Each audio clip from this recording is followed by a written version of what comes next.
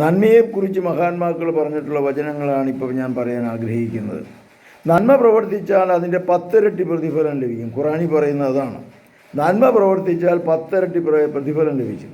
തിന്മ പ്രവർത്തിച്ചാൽ അതിന് തുല്യമായ പ്രതിഫലം നൽകപ്പെടുന്നതുമല്ല. അപ്പോൾ തിന്മയ്ക്ക് പ്രതിഫലമില്ല, ഒരു പക്ഷേ ശിക്ഷയായിരിക്കും നമുക്ക് കിട്ടുക. നന്മയ്ക്ക് നമുക്ക് 10 ഇരട്ടി പ്രതിഫലം ലഭിക്കുമെന്നാണ് ഖുറാനിൽ പറയുന്നത്. എൽബർട്ട് ഹവാർഡ് പറയുന്നത്, നിങ്ങൾ എത്ര മെഡലുകളും ബിരുദങ്ങളും ഡിപ്ലോമകളും സമ്പാദിച്ചിട്ടുള്ളത് എന്നല്ല ദൈവം ആരായുക, നിങ്ങളിൽ എത്ര പണത്തൂക്കവും നന്മയുണ്ട് എന്നുള്ളതാണ്. അപ്പം നന്മയുടെ തൂക്കമനുസരിച്ചാണ് ദൈവം നമ്മെ വിധിക്കുന്നത്. നിങ്ങൾ ബിരുദങ്ങളോ ഡിപ്ലോമകളോ സമ്പാദിച്ചുകൊണ്ട് അതിനാൽ തന്നെ പ്രയോജനമൊന്നുമില്ല.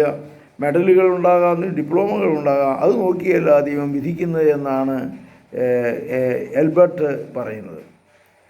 ഖുറാൻ പറയുന്നത് ഒരണുവോളം നന്മയുണ്ടെങ്കിൽ അതിൻ്റെ ഇരട്ടി പ്രതിഫലം ലഭിക്കും. അപ്പോൾ നമുക്ക് നമ്മളിലുള്ള നന്മ അതിൻ്റെ ഇരട്ടി പ്രതിഫലം നമുക്ക് സ്വർഗ്ഗരാജ്യത്തിൽ ലഭിക്കുമെന്നാണ് ഖുറാൻ പറയുന്നത്. മുഹമ്മദ് നബി വീണ്ടും പറയുകയാണ്, നന്മ ചെയ്യുന്നവന് കിട്ടുന്ന പ്രതിഫലം തന്നെയാണ് നന്മ കാണിച്ചു കൊടുക്കുന്നത്. അപ്പോൾ നന്മ ചെയ്യുക മാത്രമല്ല, മറ്റുള്ളവർക്ക് നന്മ കാണിച്ചു കൊടുക്കാനും നമ്മൾ ശ്രമിക്കുമ്പോൾ നമുക്ക് അതിൻ്റെ പ്രതിഫലം ലഭിക്കുമെന്നാണ് പറയുന്നത്. നിൻ്റെ നന്മ നിന്നെ സന്തോഷിപ്പിക്കുകയും നിൻ്റെ തിന്മ നിന്നെ ദുഃഖിപ്പിക്കുകയും ചെയ്യുന്നു. വീണ്ടും മുഹമ്മദ് നബിയുടെ വചനമാണ്.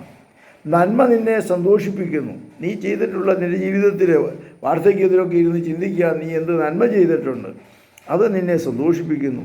നിൻ്റെ തിന്മ, നീ ചെയ്തു പോയുള്ള പാപങ്ങളും തിന്മകളും നിന്നെ ദുഃഖിപ്പിക്കുന്നു. അപ്പോൾ അതുകൊണ്ട് സഹോദരങ്ങളെ, തിന്മ ചെയ്യാതെ നന്മ ചെയ്യാൻ ശ്രമിക്കാം.